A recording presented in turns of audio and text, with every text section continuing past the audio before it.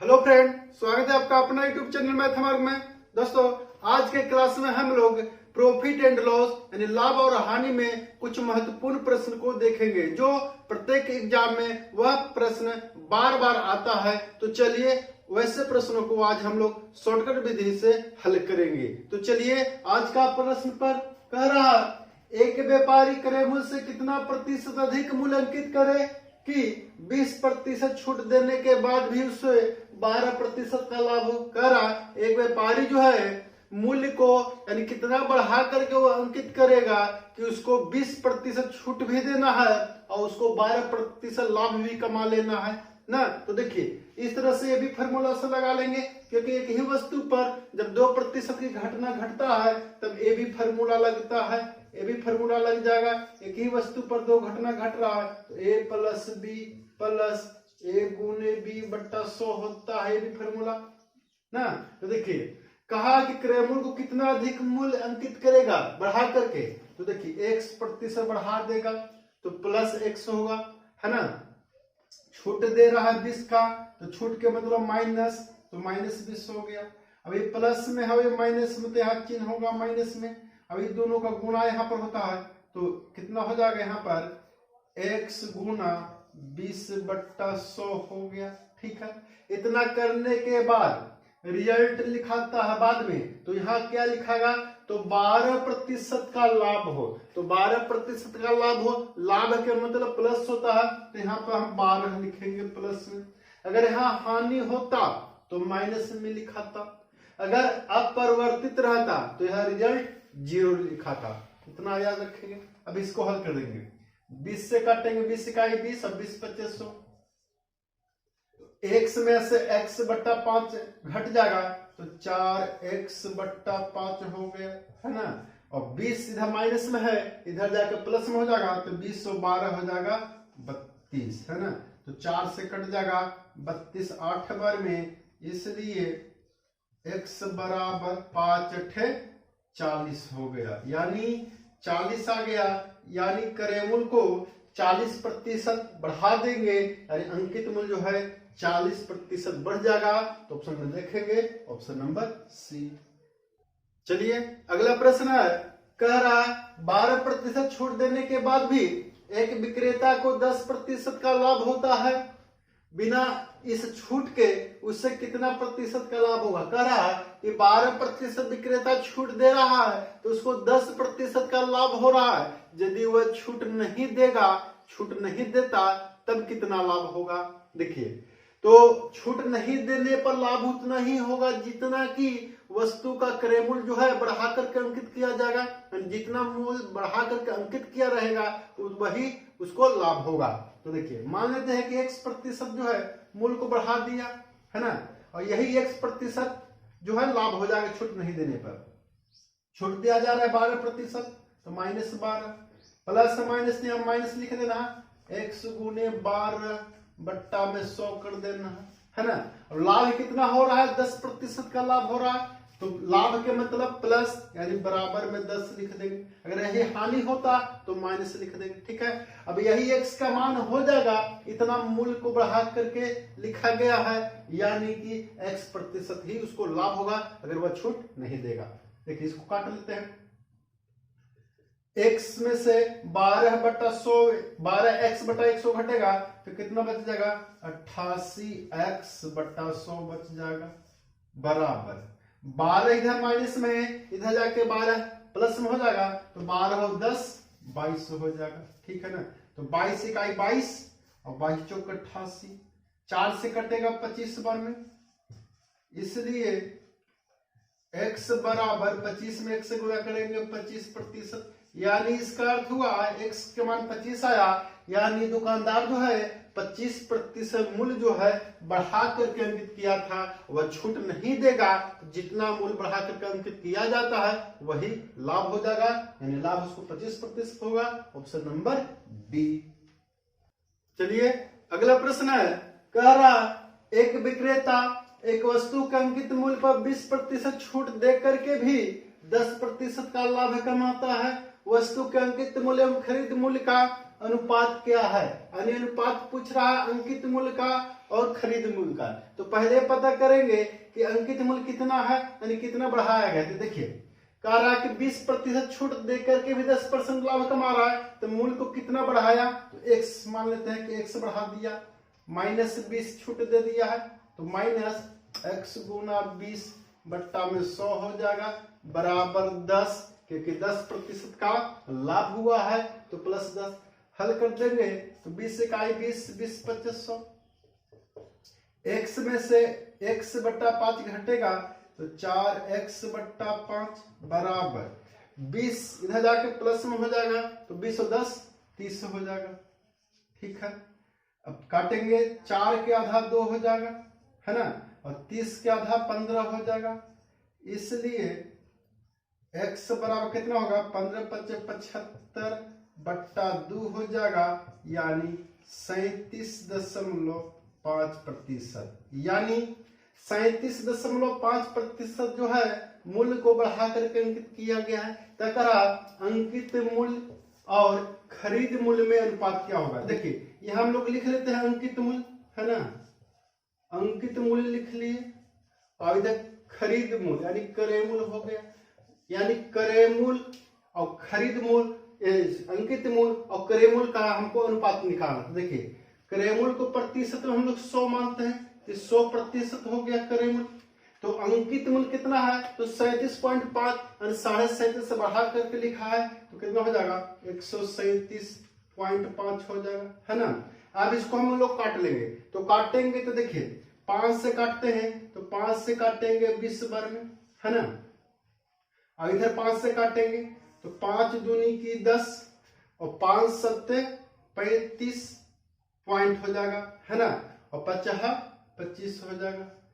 अब काटेंगे 5 से, तो 5 चौके 20 और 5 से काटेंगे 50 25 पॉइंट, 50 25, तो कितना हो गया, 5.5 इधर 4 हो गया, तो इधर दशमलव हटाएंगे तो कितना हो जाएगा, 55 बट्टा 10 हो जाएगा, अनुपात 4 हो जाएगा। तो 5 से भी और कटेगा, तो 5 से काटेंगे 11 बार में, 5 से कटेगा 2 बार में, तो कितना हो गया, 11:8 हो जाएगा, दूर जाके इधर गुना होगा, यानी अंकित मूल्य और उसका क्रय मूल्य में, खरीद मूल्य में 11:8 का अनुपात होगा। ऑप्शन में देखेंगे, ऑप्शन नंबर डी। चलिए अगला प्रश्न है, कह रहा है एक दुकानदार प्रत्येक वस्तु पर 15% छूट देता है, लेकिन अपनी वस्तु की कीमत 30% बढ़ाकर रखता है, तो वह प्रत्येक बिक्री पर कितना प्रतिशत लाभ कमाता है, यानी लाभ ज्ञात करना है। तो देखिए हम लोग जानते हैं कि एक ही वस्तु पर जब प्रतिशत की 2 घटना घटित होगा तब ए बी फार्मूला लगेगा, और ए बी फार्मूला लगाने के बाद अगर रिजल्ट प्लस में आया इसका मतलब होता है लाभ होगा, अगर रिजल्ट माइनस में आया इसका मतलब हानि होगा, और अगर रिजल्ट 0 आया, 0 आया, इसका मतलब होगा न लाभ होगा न ही हानि होगा। तो चलिए प्रश्न को देखते हैं। तो देखिए कहा 15% छूट देता है, तो छूट के अर्थ होता है माइनस, तो लिख लेंगे -15।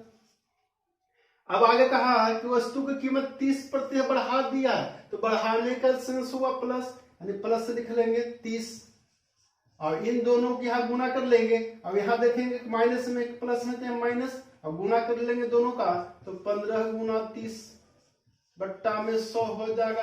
अब देखिए हल करने के बाद देखते हैं, तो 1 0 से 1 0 कट गया, 5 से काटेंगे 5 दूनी की 10 और 5 से काटेंगे 5 तिया 15, तो देखिए कितना हो जाएगा, -15 है और 30 है।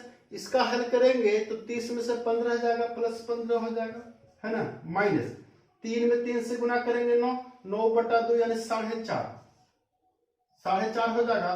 तो देखिए इसको हम अंतर कर लेंगे, तो 15 में से 4.5 जाएगा, कितना होगा, तो 15 में से 4.5 जाएगा तो कितना हो गया, तो 15 में से 4 जाएगा तो आपको 11, और आधा हो जाएगा तो 10.5 हो जाएगा, यानी 10.1/2% हो जाएगा लाभ, है ना, यानी ऑप्शन में देखेंगे तो option number B.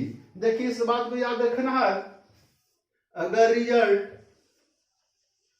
Result plus में आया इसका मतलब होगा लाभ, इस बात को याद रखना है ना। ये भी फार्मूला लगाने में आपका रिजल्ट तो आ जाएगा संख्या में, अब लाभ लिखे कि हानि लिखे ये पता नहीं चलेगा, तो ये प्लस रहेगा तो लाभ हो जाएगा, माइनस रहेगा तो हानि हो जाएगा।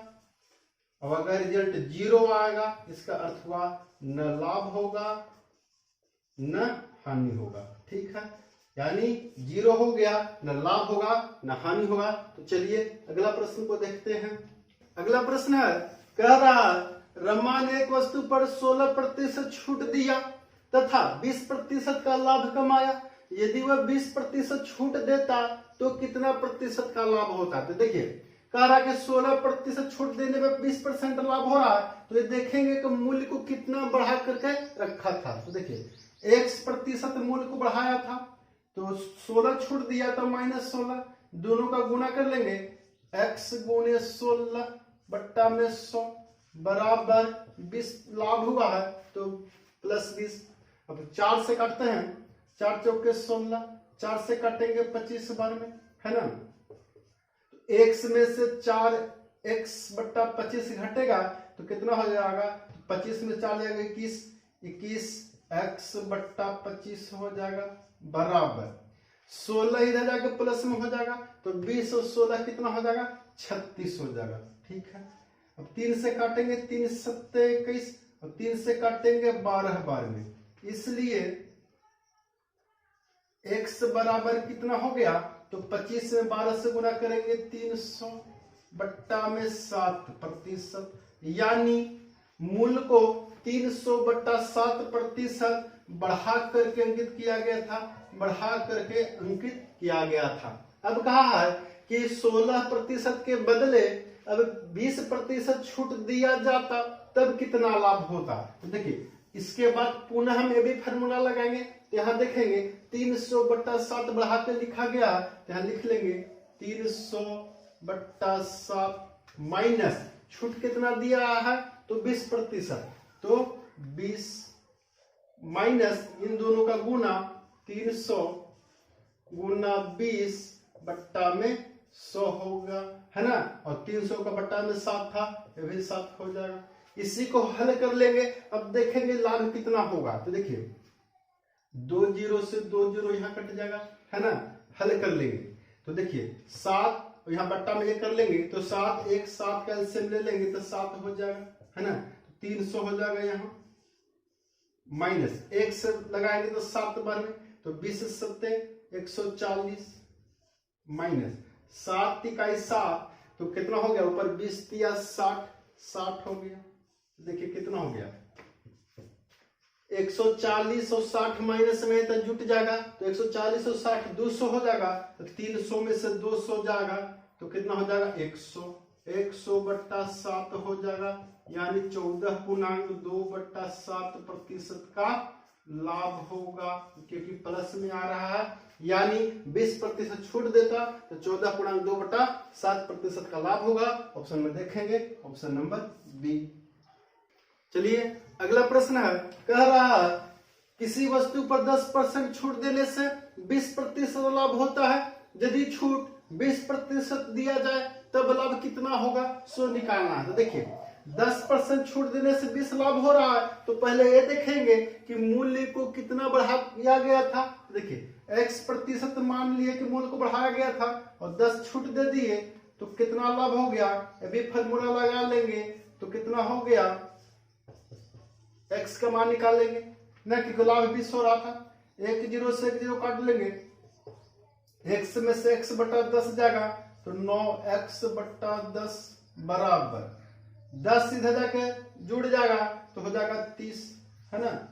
3 से काटेंगे 3 तिहाई 9, 3 से काटेंगे 10, यानी x का मान कितना हो जाएगा, 10 में 10 से गुना करेंगे 100 बट्टा में 3, यानी 100/3% जो है मूल्य को बढ़ा करके लिखा गया था। अब कहा है कि अगर 10 के जगह 20 छूट देते, 20% का छूट देते तो लाभ कितना होगा। तो देखिए मूल्य को बढ़ाया था 100/3 तो 100/3 लिख लिए, माइनस छूट देना है 20 माइनस 100 गुने 20/3 गुने 100, 100 से 100 कट गया, है ना। हल कर लेंगे तो लघुत्तम 3 ले लेते हैं तो 100 माइनस 20 तिया 60, है ना, क्योंकि बट्टा में 1 होगा तो 1 में 3 बार में लगेगा तो 20 तिया 60 माइनस 3 है तो 20 हो जाएगा। तो कितना हो गया 60 और 20 80 दोनों माइनस में जुड़ जाएगा तो 100 में से 80 जाएगा कितना हो गया 20/3 यानी 6/2/3% का लाभ हो जाएगा।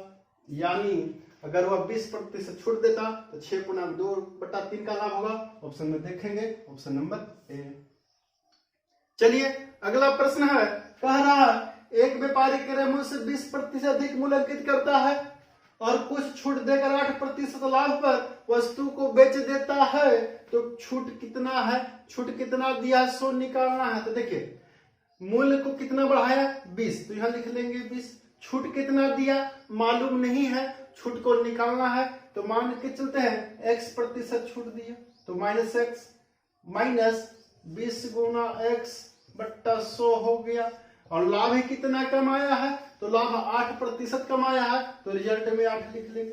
ठीक है, हल करते हैं 20 से काटेंगे 20/2500 एक ऊपर होगा तो कितना हो जाएगा, इधर 20 है प्लस में और 8 इधर है प्लस में, तो 8 को इधर लाते हैं तो 20 में 8 इधर जाएगा घट जाएगा तो हो जाएगा 12 बराबर x माइनस में इधर जाकर प्लस में हो जाएगा है ना, और एक -x/5 इधर जाकर प्लस में हो जाएगा तो कितना हो गया 6x/5 हो गया। 6 से कट गया 6 दूनी की 12 इसलिए x बराबर 5 दूनी की 10% यानी छूट हो गया आंसर। यानी वह जो है छूट कितना दिया है तो छूट जो है 10% दिया है। ऑप्शन में देखेंगे तो ऑप्शन नंबर बी। चलिए अगला प्रश्न है, कह रहा है किसी घड़ी के अंकित मूल्य पर 10% छूट देने के बाद घड़ी का मूल्य 1080 रुपया है। यदि छूट न दी जाती तो दुकानदार को 20% का लाभ होता। घड़ी का क्रय मूल्य क्या है यानी हमको क्रय मूल्य निकालना है। तो देखिए यहाँ पर देखिए 10% छूट देने के बाद मूल्य कितना हो गया है 1080 रुपया, यानी बाद वाला मूल्य है 1080 तो पहले वाला मूल्य यानी अंकित मूल्य कितना होगा। देखिए अंकित मूल्य निकालेंगे तो उल्टा गुना करना होगा बाद वाला में, तो बाद वाला मूल्य है 1080 रुपया है ना, तो 1080 रुपया बाद वाला मूल्य है। ये तो 10% छूट देने के बाद है तो उल्टा गुना कर देंगे अंकित मूल्य हो जाएगा तो 10% का उल्टा गुना हो जाएगा 100/90। ठीक है, 1 0 से 1 0 कट गया, 9 से काटेंगे 12 12 12 9 78 से यानी कितना हो गया 1200 रुपया।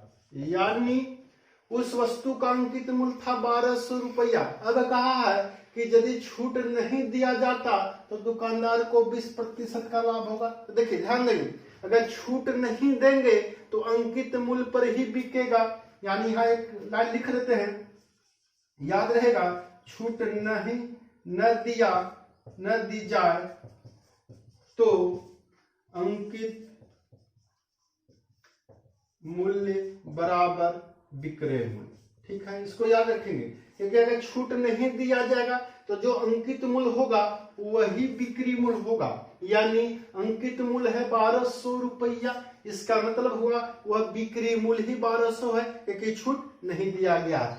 तब क्रय मूल्य कितना हो जाएगा तो क्रय मूल्य निकालने के लिए हम विक्रय मूल्य में उल्टा गुना करेंगे तो 1200 में पुनः हम उल्टा गुना कर देंगे। तो देखिए कितना लाभ हुआ तो 20% का लाभ हुआ, तो 20% लाभ का मतलब उल्टा गुना करेंगे तो 100/120 है ना, 1 0 से 1 0 12 से कटेगा तो 12 10 के 120 कितना हो गया 1000 रुपया हो गया।